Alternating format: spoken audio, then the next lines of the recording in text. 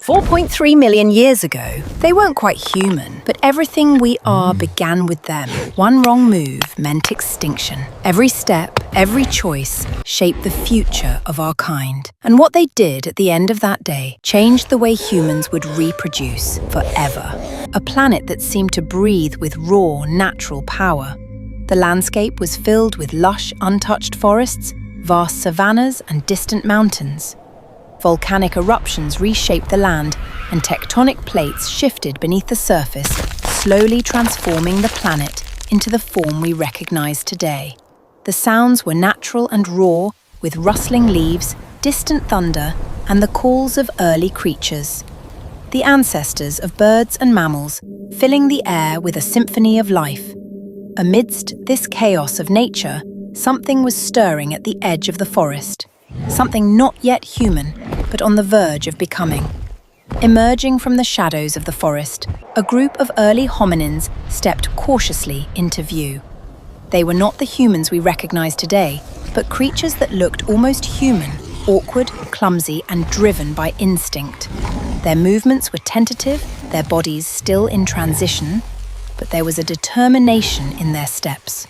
Their hands reached for the trees, their feet stumbled on the uneven ground, but with each movement, they became more aware of their environment. They were beginning to understand the world around them in a way that no other creatures before them ever had. These early hominins were close to the human form, but their existence was still governed by instinct. They walked upright at times, but their posture was still uncertain. And they occasionally dropped to all fours for better speed or agility. Their hands, large and rough, explored the forest with curiosity, scratching at tree bark, examining stones, feeling the texture of the earth beneath them. Each step they took, each thing they touched, brought them closer to a world they were slowly learning to control. A family group of hominins stood together, a mother and her young child at the center of the scene.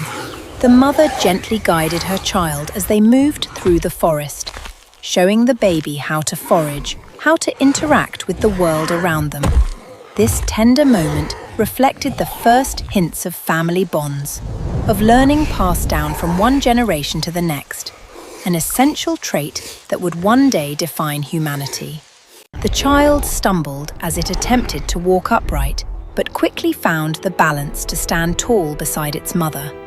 This simple act of guiding a child to walk was a moment that echoed through time, one of the earliest signs of care, protection, and the development of early family structures. As the family moved through the forest, they foraged for food.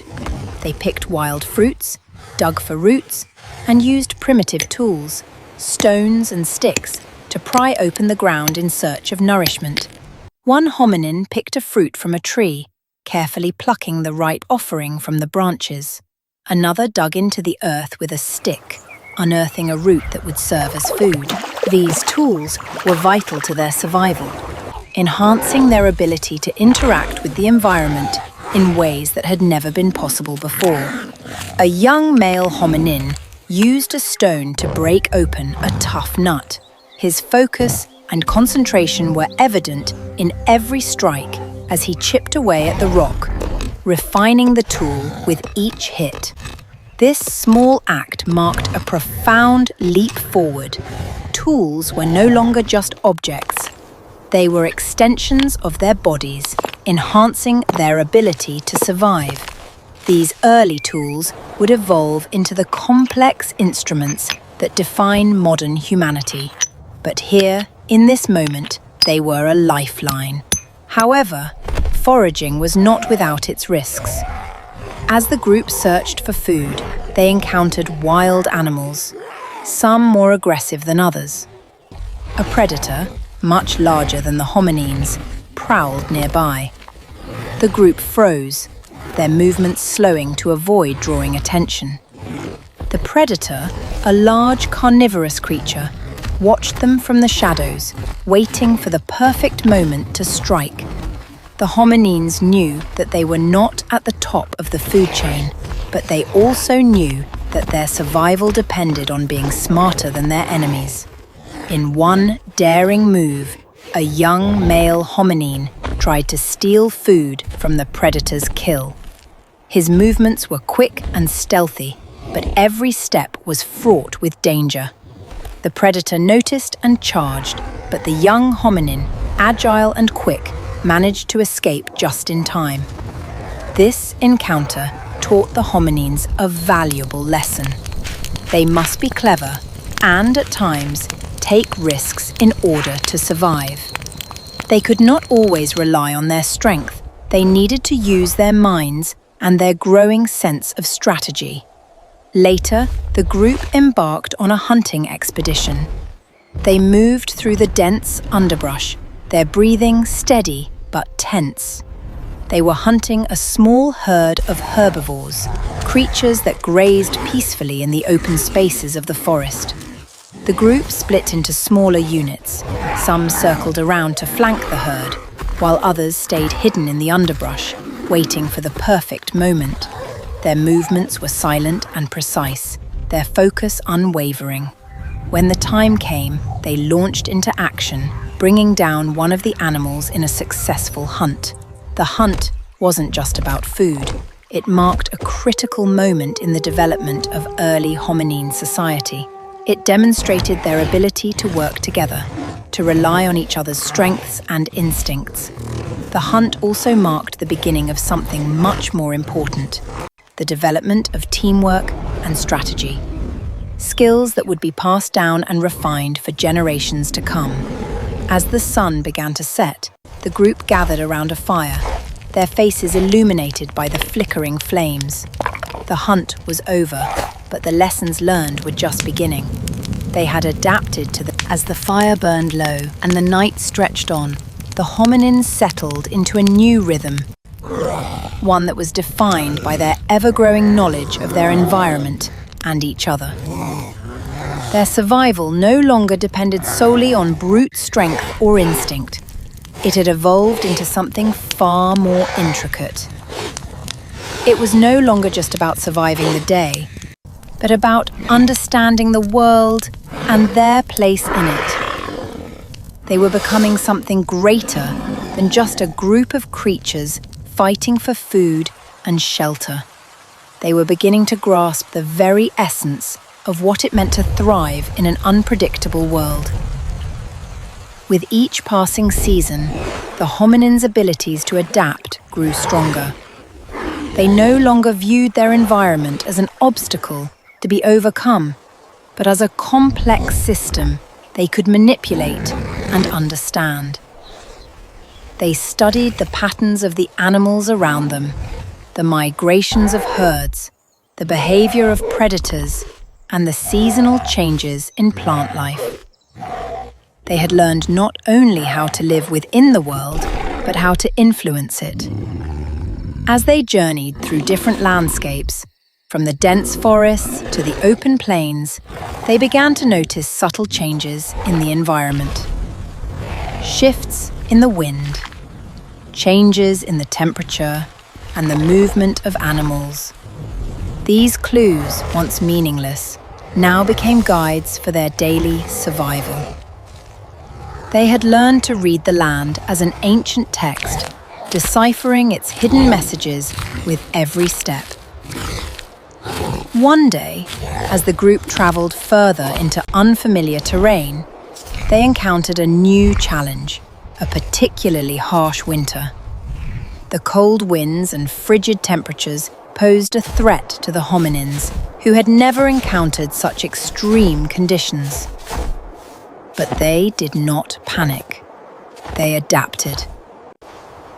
They worked together to build more insulated shelters, using their understanding of the environment to find materials that could protect them from the cold.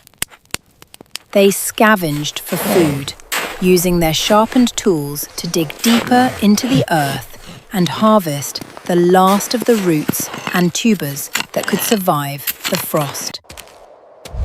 The older members of the group passed on their knowledge of survival during winter, teaching the younger hominins how to build stronger shelters, how to find food beneath the snow, and how to keep warm during the long nights. The group's ability to endure the winter marked another significant step in their evolution. It wasn't just about surviving, it was about thriving in an ever-changing world. They had learned to anticipate challenges and prepare for them in ways they never had before. The harsh winter was no longer an enemy. It was a challenge to be met with knowledge, cooperation, and strategy. As the months passed, they used fire not only to cook, but to clear land for hunting, to heat their shelters, and even to scare off predators. They had come to understand the deeper connection between themselves and the world around them. They were no longer passive observers. They were active participants in the natural order. But it was their social structure that had truly transformed. The hominins had always worked together, but now they were forming more complex social bonds. They communicated with more sophistication, using gestures and sounds that had begun to resemble early language. They shared their experiences, their knowledge, and their wisdom, creating a rich tapestry of culture and survival. Around the fire, the group had begun to tell stories, not just of their daily survival, but of their dreams, their fears, and their hopes. They spoke of the stars above, of the changing seasons, and of the animals they had encountered. They reflected on the past, learning from their mistakes, and looked to the future, wondering what more they could achieve. One evening, as the group sat by the fire, an elder, a female hominin, who had seen many seasons come and go, spoke to the younger members. Her voice was soft but steady, filled with the wisdom of a lifetime. She spoke of the land, of the dangers they had faced, and of the importance of working together. But she also spoke of something new, a new understanding that was beginning to form in the minds of the hominins. "We are not just surviving," she said, her voice steady. "We are becoming. We are learning to live in this world not as mere creatures, but as something more. We are the future." Her words resonated with the others. It was as if, in that moment, they all understood the deeper meaning of their journey. They were not just evolving physically, they were evolving intellectually and socially. They were becoming a community, a tribe, bound together by more than just survival instincts. They were becoming human.